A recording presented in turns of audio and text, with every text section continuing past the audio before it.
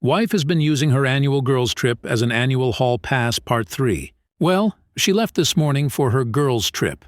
I spent the morning taking care of the twins. We did Play-Doh for a couple hours. It's amazing how intent their little distractible brains get when you bust out new tubes and a couple of big play sets. Anyway, it was welcome distraction from the turmoil of the past few weeks, which only got worse the last few days. I still can't believe she went. It is amazing how crazy her ability to compartmentalize is. I mean, every day she is just the best mom. She also has been trying so hard to make me happy. Even when I'm a dick to her, she just says, "I know that's the anger talking, it's valid, but I won't take it. I'm going to give you time to cool off." Like, WTF. She has come on to me every day since D-Day, and I'm disgusted with myself because I've given in twice. Each time I feel literally sick. Meanwhile, she acts like it was the best time ever. I am embarrassed to report I have been doing the picking me dance, trying to get her to not go. In the end, it didn't matter, she still went. To Hannibal fucking Missouri of all places, for a goddamn craft fair and to get railed by her 2 ex-boyfriends. Surprisingly, I have felt pretty numb today. Like I'm finally ready to accept this is who she is. I should have accepted it last week when I finally got the details out of her about the years of girls' trips that came before. That was painstaking to do in its own right. Not because I had to drag the info out of her, no. She seemed excited to share her exploits. But because she was so determined to not give me the opportunity to have hard evidence.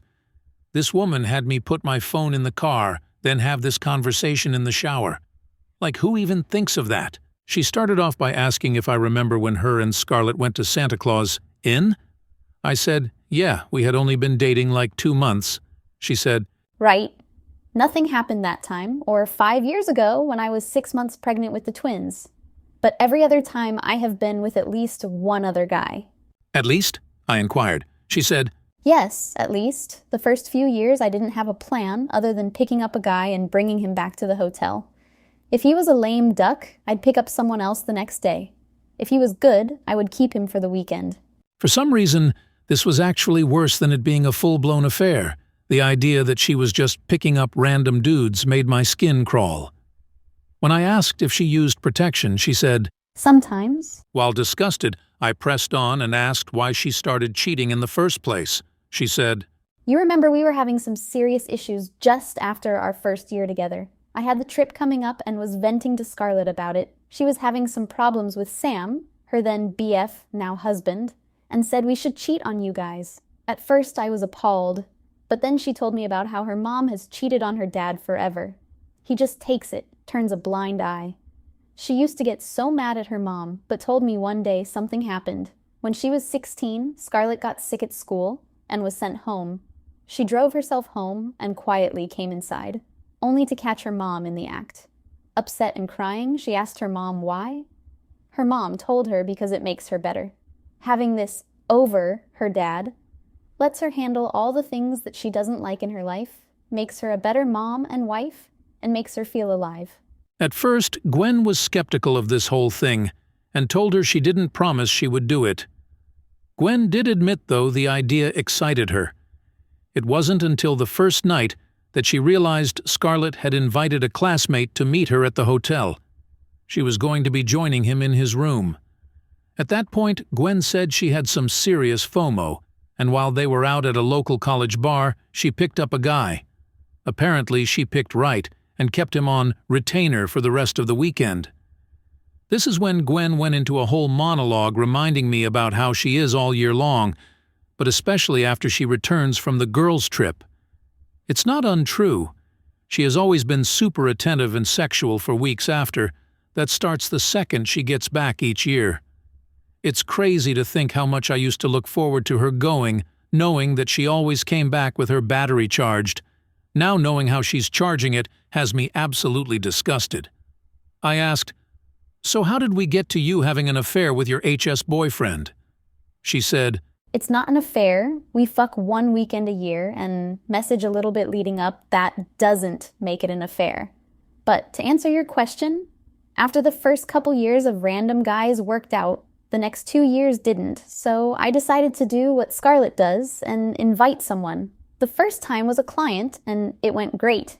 The next year, we had just gotten a hot intern at work, and he was always flirty, so I invited him. The weekend was amazing, but when we got back, he was clingy. I ended up having to threaten him, and I learned coworkers don't make good choices. I ended up reconnecting with Donald at our HS reunion 4 years ago. He's also married, so I knew it was safer than single guys. He had something to lose too. Don and John are still best friends. John is also married. Being with two at once has been a fantasy for a long time. So I figured why not, and just asked. I should have quit then, but I didn't. I did this pick-me dance for another week. But now she's gone for the weekend. But I'm about to be gone too. I'm not going to live like this. She thinks she has me, but what she didn't anticipate was me going numb. I might not have a plan right now, but I have time, and I will make sure she sees consequences for this. Edit. Getting a few questions on the history between Gwen, Don, and John. Gwen and Don were HS sweethearts and decided to break up amicably right before going to the same college. They kept up a friends with benefits thing for the first semester until Don got GF. John was Don's roommate freshman year, and they became best friends, so the three of them, and some others, hung out a lot. When Don got his GF, John asked if it was cool for him to pursue Gwen, and Don had no qualms with that, and they all kept hanging out until John and Gwen broke up after about a year. Shortly after that, I came into the picture, and she lost touch with both of them until the HS reunion. Wife has been using annual girls' trip as an annual hall pass part 4. It has been a long time since I last posted, but with as many people who offered support and advice, I felt I owed you all this 1-year update. I know everyone wanted me to just divorce and move on, and I would have loved to, but I also needed her to have consequences. It took me months of researching and planning, but when I was ready, I was going to make her pay for her callousness. I knew I couldn't do scorched earth. Between my state's laws, custody, the fact we both have good jobs, dumpster fire was going to be the best I could pull off. But you know what? Dumpster fire was good enough. I'll never forget the look on her face. When Gwen got back from her girls' trip, she tried to be her usual loving self, tried to initiate, tried to tell me about it, WTF. I played like a broken man while rejecting her. I slowly loosened up this facade, making it seem more and more like I was getting back to normal, and gradually allowed more of her affections. My whole goal was just for her to have a sense of security. I still remembered the threats she made right after D-Day, and I'll never forget her telling me I would be the loser in all of this no matter what. Well, I wasn't going to lose. She was. Her biggest flaw was complacency. She expected everything to just tick on as normal, and she was in way too much fog to even think I would pull the shit I did. My first plan was to hurt her financially. Not a ton I could do here, but I did empty our joint savings account. I then used that money to pay off my debts, notably the car that was in my name. I also hired myself a lawyer and got him to draft papers. Right at the end, I used a decent chuck to put a deposit and first months on a rental house. I figured timing everything up just right to ruin next year's girls' trip was ideal. Over the last year, I have been slowly collecting any and all evidence of infidelity I could on Scarlett, Don, and John. With the cat being out of the bag, my wife was so much more lax with her phone. Before, she was somewhat guarded with it, not suspiciously as I always respected her privacy for the most part, but usually she was extra guarded in the months leading up to June. Now, since she thought I was so beaten down, I guess, she would just leave it laying around when she showered or slept. This allowed me to get screenshots, pics, and send them to myself. I discovered Scarlett wasn't just hall-passing the girls' trip, she was having a full-on affair for years. The two guys I got enough to raise suspicion with a concerned spouse, especially if there were other red flags in the relationship. So we finally got to the week leading up to this year's girls' trip. She was going to leave on Friday, Unfortunately for her, on Wednesday, the foreclosure notice on the house came. She came up screaming at me, asking why I stopped paying the mortgage and how this going to destroy our credit. I took that moment to remind her that it wasn't my house. My name wasn't on it.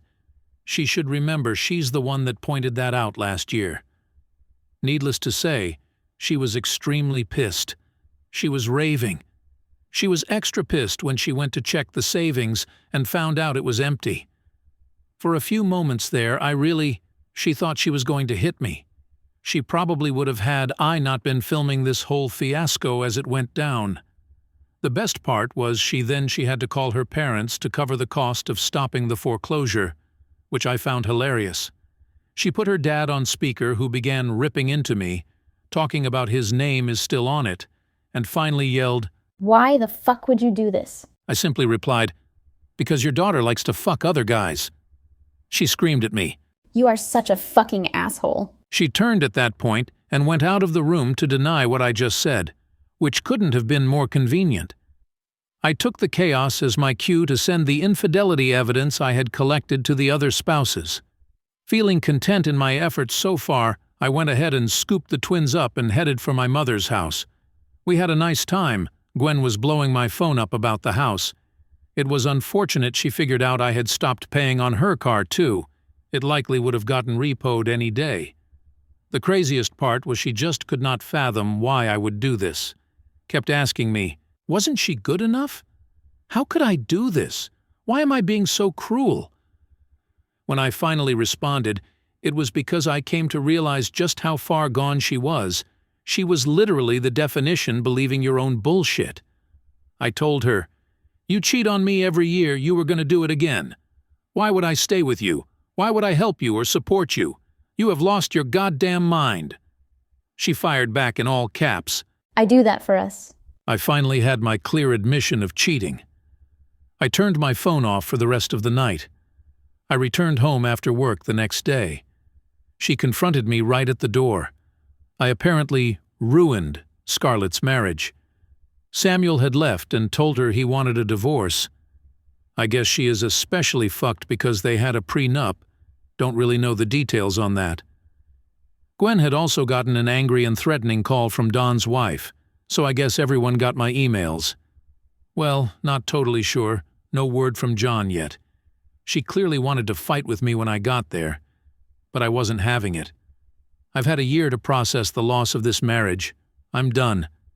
When I pulled out the divorce papers and served her, she melted into the floor, totally defeated. I had no comfort to give. I just gathered my go bag and returned to my mother's. That was a week ago. She has been begging me to come back, to work this out. She is finally promising to stop the girls' trip, but it's definitely too little too late. I got her together enough to work out a custody situation for the twins. That's really all that matters. As long as we can raise two decent humans, I'll be happy to co-parent. As for me, I feel like a new man. I got into the house while she was gone, and got more things for my new house. I bought the twins new rooms with some money I had been setting aside to do so. The divorce will take time. I'm worried she will contest it, but I'll cross that bridge when it comes. For now, I'm just going to try and enjoy each day, and maybe plan a boys' trip. Wife has been using annual girls' trip as an annual hall pass part 5. I can't believe 8 years have gone by. I had all but forgotten about my posts when I hit the Facebook Reels, and a robot voice started reading my story to me. That got my feeling nostalgic, and I decided to give an update for you lifelong Redditors who might remember me. Donald's wife, Leslie, went absolutely nuclear. She was a SAHM, and when she got my email, I guess it was the confirmation of her suspicions. After initially lashing out at Gwen, I guess she realized Don was the real villain in her story. She dug in at that point and found other affairs, as well as thousands of dollars spent on OnlyFans over the years. She got the right judge for her, and Don was ordered to pay alimony and child support. And if that wasn't enough, she then aired all of this on social media the second the divorce went final. It was quite entertaining. I have only the vaguest idea about what happened to John. Gwen told me all his socials went dark, right after I messaged his wife. About 2 years ago, he popped up again on my friend's suggestions on Facebook. I clicked on his profile, and he appeared to be single and living about 1,500 miles away. Scarlett was divorced immediately. She also cut out Gwen, blaming her for being found out. If they didn't have so many other mutual friends and acquaintances, I'd probably be in the dark, but instead have the whole pitiful story. Her prenup had an infidelity clause, so she was only entitled to a quarter of what would have been standard in a divorce. He also figured out who her AP was and outed him to his wife. That led to their divorce. Scarlett and the other guy apparently went official after this, and she ended up pregnant about a year in. Surprise. Surprise, they are miserable. He still cheats just now on her instead of with her. She has put on a lot of weight, and those mutual friends report she is just a shell of her former self, but won't leave because this has to work, or it was all for nothing. Now to Gwen. She did try to contest the divorce at first, but that didn't last long, and she signed off. The whole process took about 6 months. During that time, she continuously tried to get me to stop and reconcile, but the level of delusional she had shown alone was more than enough for me to never even consider doing that. While the twins have always said she was wonderful when they were with her, I know that when she was on her own, she ended up in a pretty self-destructive cycle, drinking and partying, that often ended in her contacting me to work things out. This hit a high point when Kate, my now wife, and I went official. One night she had too much to drink and drove, wrecked her car and had several broken bones and required extensive physical therapy, in addition to the legal issues she was now in. The wreck did serve as wake-up call, and she finally started therapy. The therapy has been great for her, and she has actually dealt with her narcissistic behaviors and delusional ideals. It took a couple of years, but she actually genuinely apologized for her infidelity and recognized that she wasn't doing this for us. She has been great co-parent since, and we are pretty friendly with each other. Twin birthdays and event are often done together now without any drama. Gwen met a guy like 3 years ago, and they are in a poly relationship, which was the least shocking revelation I have ever had. They got married a year ago, but she still has her boyfriend of 2 years, and yes, sometimes all of these people are at the same event at the same time. I've learned to just roll with it. Her asshole dad, Gary, however, hasn't, and has essentially cut Gwen and twins out of his life.